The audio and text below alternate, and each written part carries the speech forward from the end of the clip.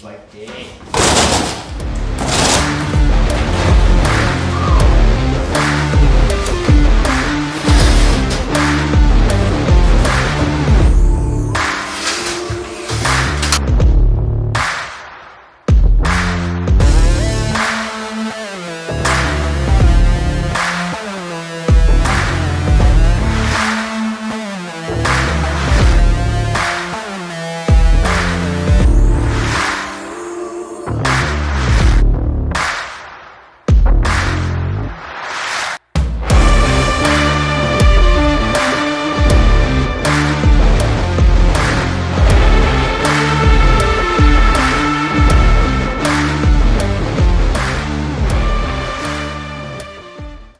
Start of the 2022 build.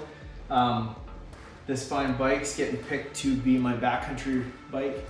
We're gonna pair it with a Riot 3 129 and yeah, follow along. Never done one of these kind of videos, got lots of asks about it. We're gonna put it on YouTube. Just little tricks and things I do, and if people wanna try it or like the ideas, by all means use it.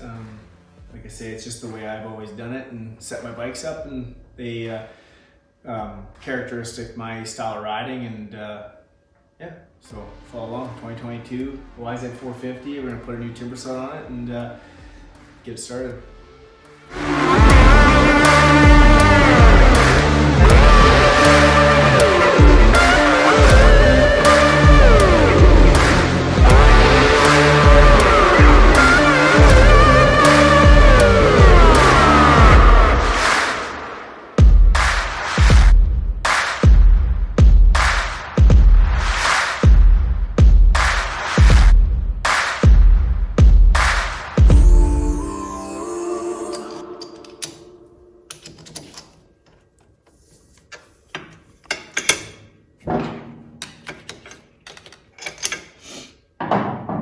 So there's a special trick of tightening these locations that is really crucial to get the fork alignment really good. And I'll go through those steps of how I do it to capture that. Long bolts always in the back, which if you've put a timber set together, you understand that. Going through the crossbar. I'm really bad at explaining things I do. Just do it so much. It's my favorite time of the year. Builds. Takes a lot of my time up, but it's always fun to build a fresh bike, and grateful that I can do that every year. So this year will be the S model. Turn it to you so you can see it. So I always tighten up. I always line my back collars up to the back just because I'm OCD, just my thing. Bring it all in tight. Tighten that gap up, just like that. Don't want to go too tight, you can break these fork collars. And then we'll do the exact same with the front, with the rear. And it looks like I've got a sweet straight bent bolt from last year, probably hitting something. It'll be fine.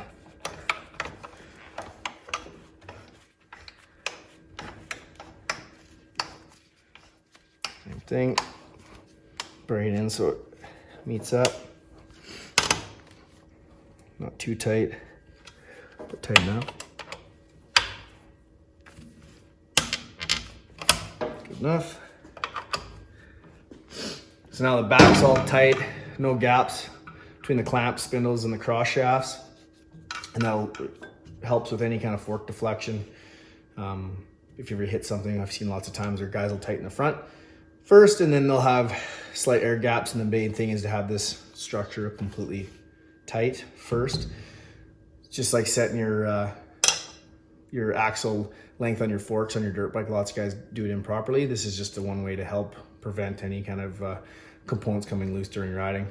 And then that's it. We just move to the front, tighten up our front, and now this will be the challenging part to get it. Yeah, so as soon as it touches, you can see that now everything's met up. Just a little bit. We'll have a little bit of gap in the front, but everything's tight on the back. And then a big thing is, which I do notice once in a while when I do that, I've got a little bit, we want to make sure the cups are flat down. Sometimes you got to tap them. One at the bottom of the shoe so it's tight. So when you do bottom out, there we go.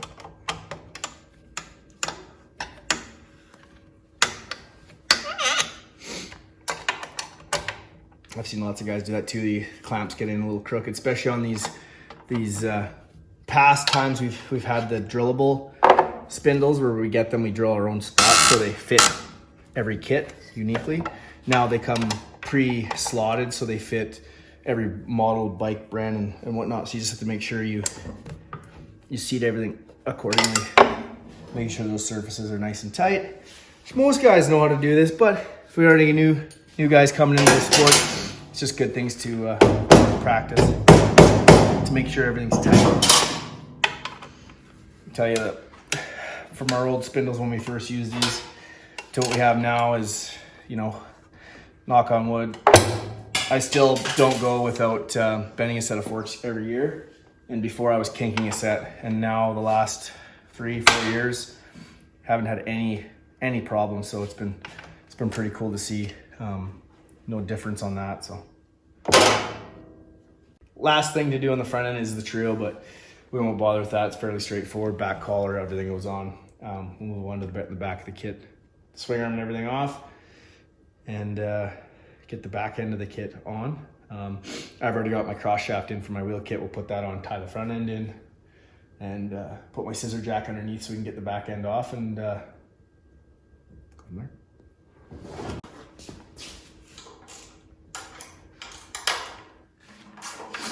Biggest thing on Yamaha is you've got to get the chain rollers out of the way. It always takes this one out, but this upper one's really important to get out too. The chain hits it, especially running a TSS.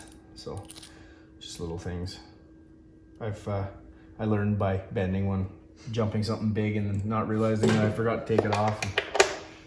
It's always a good thing to have off. Mud flap comes off. Straightforward stuff.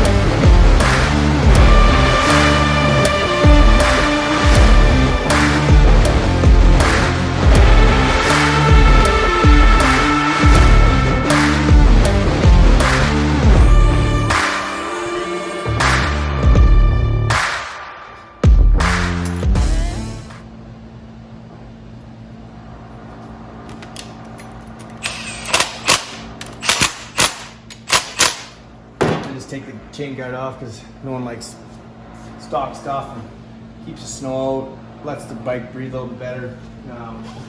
Trick. Not a lot of people do it. I do. I want the most efficiency out of my bike as I can, so I run a non-O-ring chain and a TKI belt drive. The only difference is I have to I go through about 3 chains a year, non-O-ring. But running stock bike, it seems like it's the best. We do it on race bikes all the time. You got to be a little bit more on your chain adjustment, and if it's wearing out, to change it out. So your chain maintenance is super key when you have a non-O-ring chain.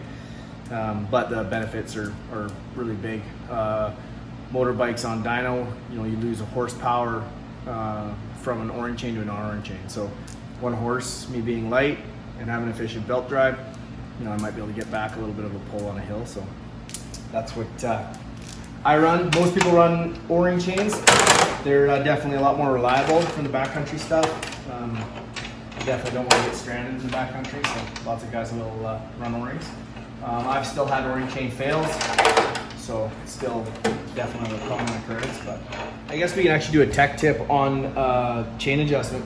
Lots of guys don't realize the kit's loaded right now. So there's suspension sprung on the kit from the TSS.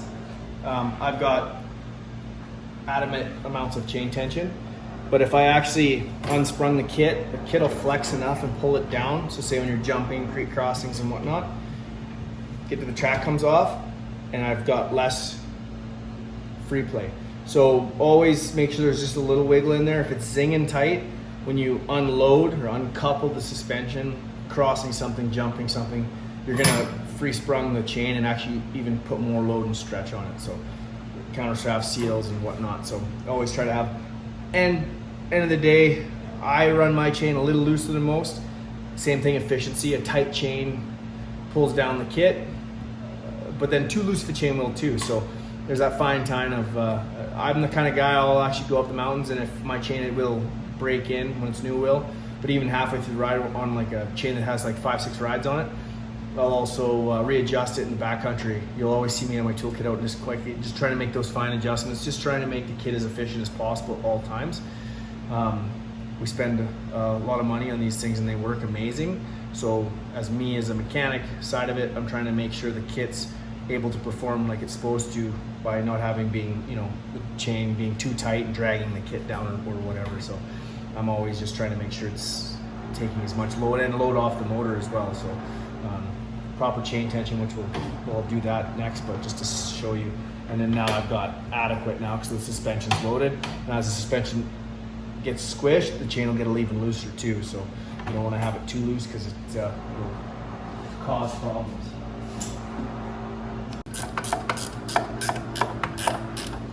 People are going to ask me, I know this is going to come up, why is my TSS at such a sharp angle? Why is it different than most kits?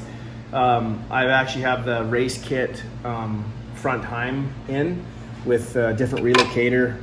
I want my backcountry kits to be just as stiff as my race kits. So that's personally why I do it. Most guys are like, what the heck? And yes, you can buy it just on a race kits. It's something I always run and always ran on my backcountry as soon as it came out so we could test it. And for me, it just makes the kits way stiffer and less tuning. So I try to keep my bike similar to my race bike to my backcountry bike as I can. So that's one way I do it, that I just rob parts off my race bike and bought that. Okay. So I get asked all the time, how and why do I run rear brakes and how do I run it? So we'll go through that quickly. I run rear brakes because I want my bike, it's a dirt bike. I want it to feel like a dirt bike. When I look at it, it has a dirt bike fender, so I, in my mind, think it's a dirt bike. And my dirt bike, my back brake runs the back. We don't have front brakes on snow bikes, so I want it to feel as close. Yeah, it's a little more clumsy because the snow and build up and stuff, but I've tried. When I first started snowbiking 8 years ago, I tried running a handbrake and I couldn't quite grasp it. The next year I just went to a foot brake and I've been that ever since. Timberset comes with an amazing front brake system for their Timberset. I've tried to use it a couple times just to see if I can do it with my hand, and I can't wrap it around. I just don't like it. Me and buddies will switch bikes. They'll have a handbrake set up, and I'll be used to a foot and jump off something and miss the brake. I think I have a foot brake and like cartwheel. So I personally just feel more comfortable riding rear brake, and I have lots of friends that run with full front brakes. They get just each to their own, whatever you feel comfortable with. But we're gonna go through the steps for a YZ450 of how I do it and how we make. I use the rear brake line that comes with the kit. I just flip it and do some custom bends and put it in place and run it as a rear brake pedal. So I'll show you the steps. I need this because we do not have a dirt bike rear end anymore. So just eliminate that. All I'm going to do is pull it off. Try to keep it as clean as possible. And then I'll show you a couple tricks of how to bleed the system. I know that's another big thing is when people do these. It gets kind of messy too. So make sure it stays clean. So all I'm gonna do is the brake line, I'm just gonna literally flip it. It's just for some reason how it works when it goes around the caliper, and the angles of the bends. It's just more manipulative of how it'll reach out. When you go like that, try to spin it, it puts a weird twist in it. So if you leave it like that, and then plus if you try to bend it around, that's got the wrong way. So I just always spin it off. It sucks because you got to re-bleed the brake system, but it pays off in the long run.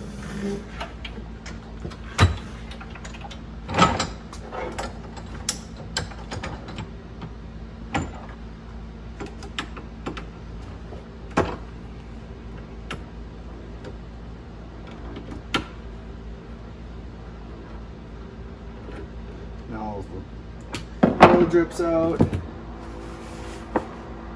We'll put some fresh Yamalube back in her. And yeah, so I just pretty much laid on, literally just flipped it around, laid on so the curl's in, and then now it's got a natural way of wanting to bend back to the caliper, which I'll show you. And I also put a little bend right in that kink as well, just to give it a little extra movement.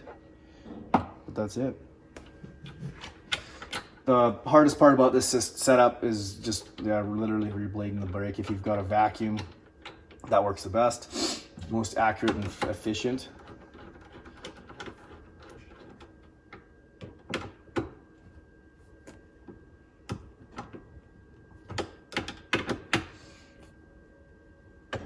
There we go. That's it. So I'll put a little custom. And everyone's gonna be like, "Oh my God, I can't believe you just did that!" But that's just how I do it. These usually are reusable. I do it year to year. I'll use this, and it's not like I'm bending this and it's completely ruined. I'm just gonna give it a little, just a little love, and you'll see why I do that over there. You can bring it back at the end of the season. Super easy to do, and I haven't had any failures with that. So that's it. Let's put her in the bike, and I'll show you how to do it. Okay. So let's put that on.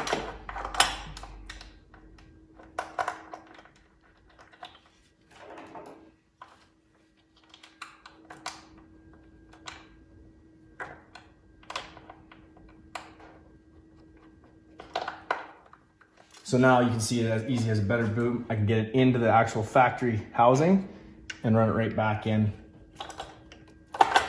the banjo fitting, and then still have lots of flex. So literally I just flipped it and spun it around, and that's literally all it is.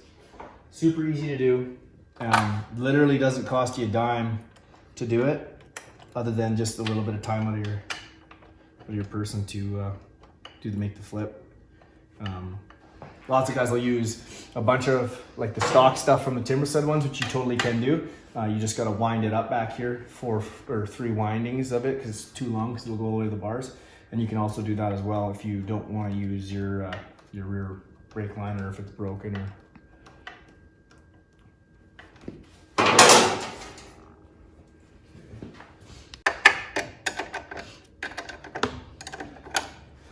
Don't mind that little black plug. I just had it in there when I was building my kit, just so I didn't have any contaminations of the brakes. Trying to keep those as clean as possible. The littlest piece of thing will kind of affect your braking, so you want to try to keep any kind of water, dirt, contaminants out of there. Just like I dropped it down through my tracks. This is super awesome.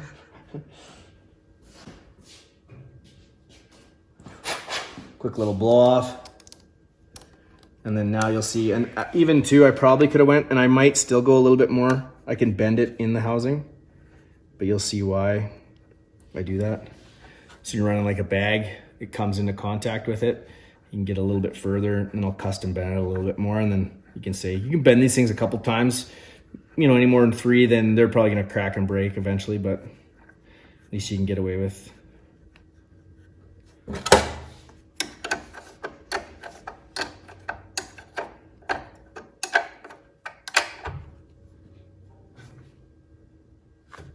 And that's it. Give it a little love. There you go. Now it's hidden low. Still goes back into the factory zap strap, and then still have a little bit of a kink to take up the flex of the kit with the TSS. I have had in the past, I'll try to bump that over a little bit, this fitting, but I've had this fitting actually get pinched when snow packs in here, and it actually pinched and ruptured a brake line. So trying to give it as much flexibleness as you can. So but that's it, rear brakes. And the factory harness mount for the brake line, and that's it. And then just nice flexible hose so it can wiggle around as it pleases. You can throw another zap strap on it, you just leave it up like that. So it gives it some room, and then it gives you clearance for your back bag. So it's getting away, and you just bleed it. Vacuum, I always use a vacuum bleeder. Pull that off, we'll grab it, show you. Usually a couple of pumps, and it bleeds out.